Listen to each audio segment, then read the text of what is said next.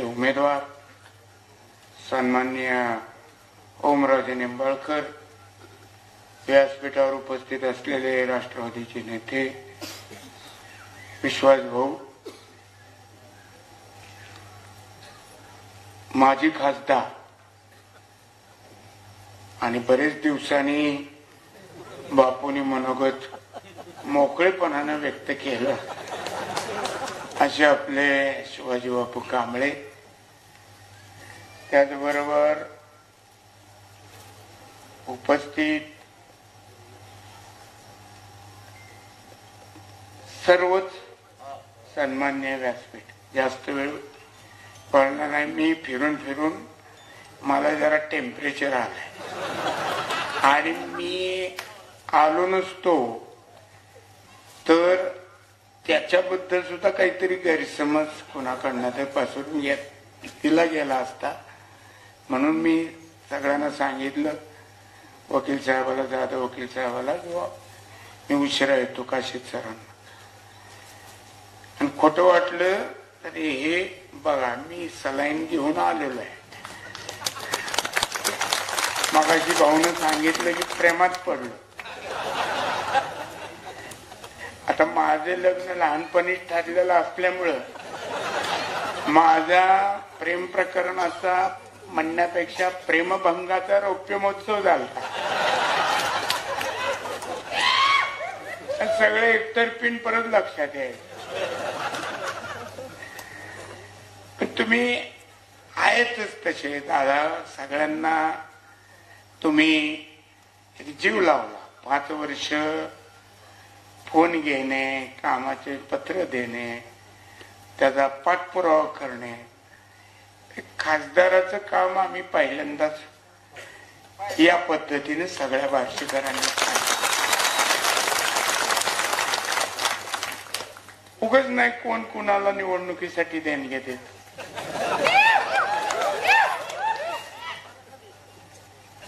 ही वेगळी पद्धत आपल्या तालुक्यात बघायला मिळाली आहे. ओमराजे एकीकडं एवढे घेऊन जा, 2 बोकडं कापा, अशी पद्धत सगळीकडे तालुक्यात चालू आहे. पण इथं उलट आहे.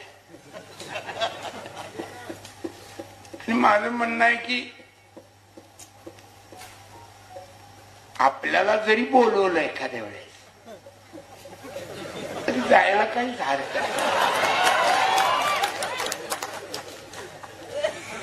काय हरकत आहे. खा कुणाचंही मटण, दाबा मशालीचं बटन.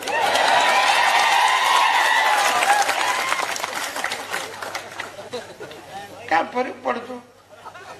आपण अनेक वेळा जीव पाहुणे रावळ्याला घालत नाही, घालतोच.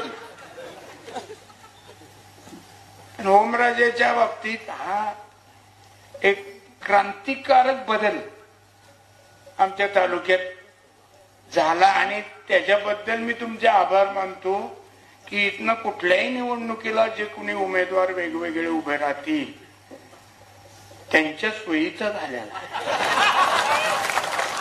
ग्रामपंचायत असो, पंचायत समिती असो, झेडपी असो, विधानसभा असो, नगरपालिका असो, खरंच आहे हो की शेवटी कार्यकर्त्याचा पिंड असलेल्या माणसाला संधी कशी मिळणार. आता ते जाऊ द्या, पण आता सगळीकडं 2000 मिळाले का?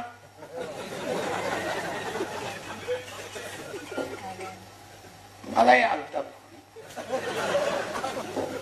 2000 मिळाले का? मी म्हणलं हो मिळाले. मग काय मत आहे? चांगलं मत आहे. आता फुकटात फोन गोड आवाजात एवढं बोलत होते. मी म्हणलं बाई तू बोलत राहा, कानाला तरी बरं.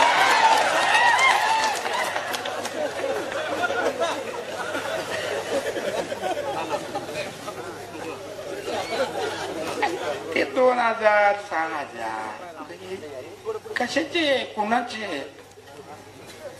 हे सगळे पैसे वेगवेगळ्या टॅक्सच्या रूपानं केंद्र सरकारला जे जमा झाले त्यातले कुणाच्या इस्टेटीतले नाही आहे किंवा कुणाच्या घरच्या तिजोरीतले आपल्याला दिलेले नाही आहे. मगाशी भाऊने विषय काढला या देशाचा कृषी मंत्री कोण आहे आता आठवतं का? सध्याचा दोनच माणसं आठवते सध्या तिथली. तसं म्हणून आपण काय करायचं महेश पदावर आहे त्यांचाही सन्मान राखला पाहिजे पण नको रे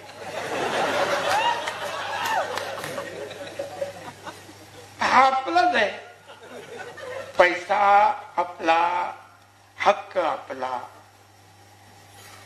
मी उदाहरण म्हणून सांगतो पवार साहेबांचं. मी पालकमंत्री होतो सोलापूर जिल्ह्यात आणि बागांचं नुकसान झालं. इथं कुसळमची लोक आलेत बघा सगळे. हे गणू आहे की काय सुयोग आहे बरीच जण आलेले. आल्याबद्दल आभार. सो खर्चाने आला. मी चाललो होतो शिराळ्याला आणि मला कुसळमला अडवलं आणि म्हणले ते सगळे फळाचं अनुदानाचं जाहीर झालं पण बोरं राहिले. मी त्यांच्यात एकच पवार साहेबाला फोन लावला. म्हणलं साहेब हे सगळे फळझाडांचं आलंय बोराचं हे काय आलं नाही. त्यांना काय नीट ऐकू आलं नाही. ते म्हणले पोरांना कुठं अनुदान नवीनच मागणी करायला लागला. मी म्हणलं साहेब पोराचं नाही बोर बोर BO. अच्छा अरे हो बर खोटं नाही सांगत ओमराजे. मी परत शिराळ्यावरनं एक तासाभरात परत कुसळमला आल्यावर गाडी अडवली आणि सांगितलं की आपलं बोर त्याच्यात बसली. कामाची पद्धत आहे आणि त्यांच्याबद्दल येऊन विचारते काय केलंय पवार साहेबांनी महाराष्ट्रात काय केलंय. नुसती फळबाग योजना रोजगार हमीतनं घेतली. आम्ही सगळे त्या मतदानाला होतो. तरी हजारो एकर फळबागा महाराष्ट्रात लागल्या. देशानं तांदूळ गहू निर्यात केला. निर्यात बंदी त्यांच्या काळात कधीही कुठल्याही याला नव्हती. उद्धव साहेबांनी काय केलं म्हणले घरीच बसले. आता कोरोना काळात त्यांनी फिरून काही जीव गमवायचा होता म्हणजे तुमचं समाधान झालं असतं का? काय मग माणसाने काय बोलावं त्याला काय आता दरबंदच राहील ना. आता तर काय पातळी हा शब्द सुद्धा नाही. नो लेवल काही कोणीही उठावं बोलावं घरी बसले आहे. त्या काळात हे जे टीव्ही चॅनल वाले तुम्ही नाही तर का टीव्ही चॅनल वाले ही माहितीचे ती आकडे ते कुठलं चायना मधले कुठल्या तरी पिक्चर मधले सीन दाखवत होते. ते गाडीतनं थांबवली पकडली पडवलं त्याला आग नेलं. भीतीनं माणसं मिली. त्या काळात या महाराष्ट्रात उद्धव साहेब ठाकरेंनी पहिल्यांदा सांगितलं की एक कुटुंब प्रमुख म्हणून लोकांना जो धीर द्यायचा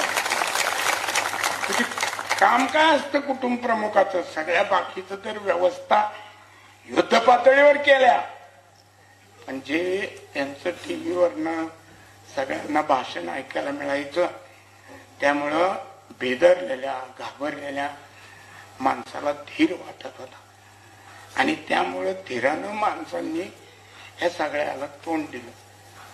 राहुल गांधींना काही कळत नाही. पप्पू पप्पू म्हणून पूर्वी त्यांची टिंगलटावाळी केली आणि ह्या पप्पूच कवा एक दिवस तुमच्या टाळक्यावर टप्पू मारेल त्याचा. त्या माणसाने पहिल्यांदा हे संकट ओळखून सूचना केली केंद्राला की हा रोग काही भारतातला नाही, हा बाहेरनं येणारा रोग आहे, पहिल्यांदा बाहेरच्या विमान सेवा बंद करा.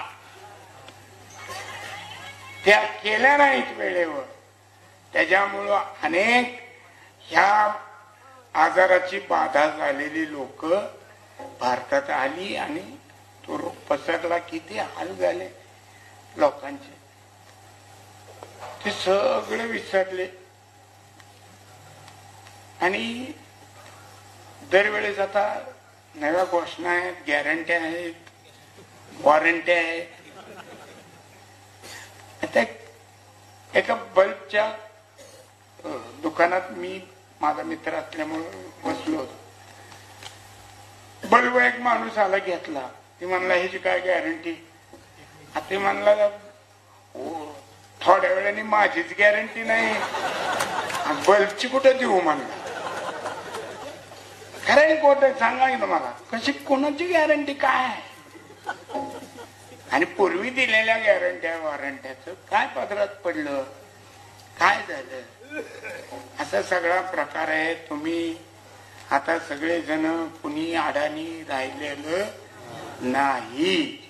प्रत्येक जण ते प्रत्येकाच्या हातात हे आहे. त्या युट्यूबवर सगळ्याची भाषणं ऐकतो आपण, सगळं कळतं. टीव्ही पेक्षा त्याच्यात जास्त कळतं. लहान पोरं सुद्धा आता ते त्याच्यात तरबेज झालेली आहे. आणि त्यामुळं जास्त न बोलता तुम्हाला सगळ्याला विनंती करतो की त्या 7 तारखेला मशालीचं चिन्हा पुढचं बटन दाबून ओमराजांना जास्तीत जास्त मतानं विजयी करा, एवढे हात जोडून विनंती करतो.